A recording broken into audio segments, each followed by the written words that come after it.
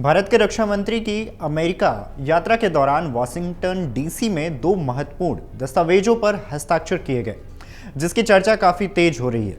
इस सोसा के जरिए संयुक्त राज्य अमेरिका और भारत राष्ट्रीय रक्षा को बढ़ावा देने वाली वस्तुओं और सेवाओं के लिए पारस्परिक प्राथमिकता समर्थन प्रदान करने के लिए सहमत हैं।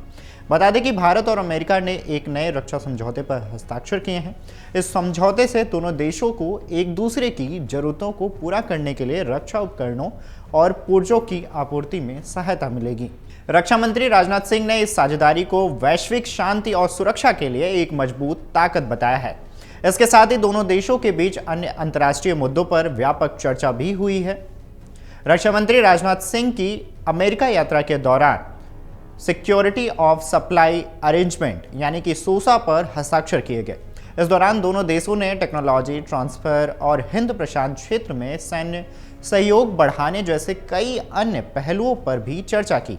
अधिकारियों के अनुसार सोसा समझौते पर अमेरिका की ओर से principal deputy assistant secretary of defence for industrial base policy Vic Ramdas और भारत की ओर से अपर सचिव और महानिदेशक समीर कुमार ने हस्ताक्षर किए हैं। यह समझौता दोनों देशों को आपूर्ति श्रृंखला में आने वाली अचानक बाधाओं को दूर करने के लिए आवश्यक औद्योगिक संसाधनों को हासिल करने में सक्षम बनाएगा। मीडिया रिपोर्ट्स की माने तो यूएस इंडिया बिजनेस काउंसिल पुष्पन दास ने कहा है कि सोसा समझौते से दोनों देशों के बीच रक्षा संबंधित उत्पादों के अधिग्रहण के रास्ते बढ़ेंगे।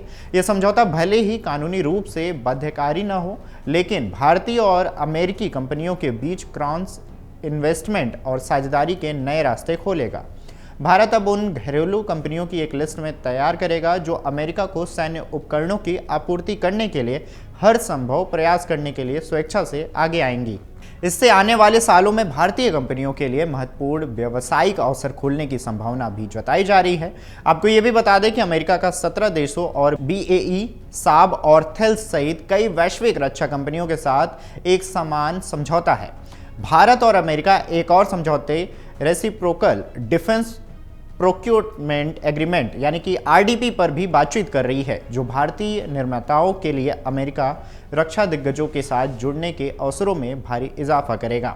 RDP के अंतिम रूप दिए जाने के बाद भारत उन 26 देशों की सूची में शामिल हो जाएगा जिन्हें डिफेंस फेडरल एग्जिम्पशन रेगुलेशन सप्लीमेंट यानी कि DFARS के अनुरूप होने का दर्जा प्राप्त है।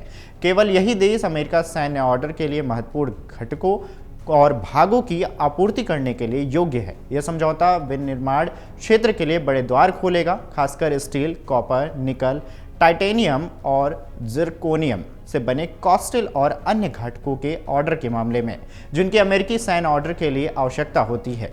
यह दोनों देशों के डिफेंस इकोसिस्टम को भी जोड़ेगा। एक मीडिया संस्थान से बातचीत के दौरान पुष्पन दास ने आगे कहा है कि एक रेसिप्रोकल डिफेंस प्रोक्योरमेंट एग्रीमेंट यानी कि RDP पर हस्ताक्षर करना अगला कदम है, क्योंकि अन्य बातों के अलावा यह भारत को बाय अमेरिकन कानून के तहत खरीद बाधाओं से छूट देने की अनुमति देगा। बता दें कि राजनाथ सिंह की यात्रा के साथ साथ भारत और अमेरिका ने संपर्क अधिकारियों की नियुक्ति के संबंध में एक समझौता ज्ञापन पर भी हस्ताक्षर किए हैं, जिसके बाद भारत पहले संपर्क अधिकारी को फ्लोरिडा, अमेरिका में मुख्यालय स्पेशल ऑपरेशनल कमांड में तैनात करेगा। अगर आप ये वीडियो YouTube पर देख रहे हैं तो हमारे चैनल को सब्सक्राइब करें और बेल आइकन को दबाना ना भूलें। अगर आप Facebook पर ये वीडियो देख रहे हैं तो हमारे पेज को लाइक करें।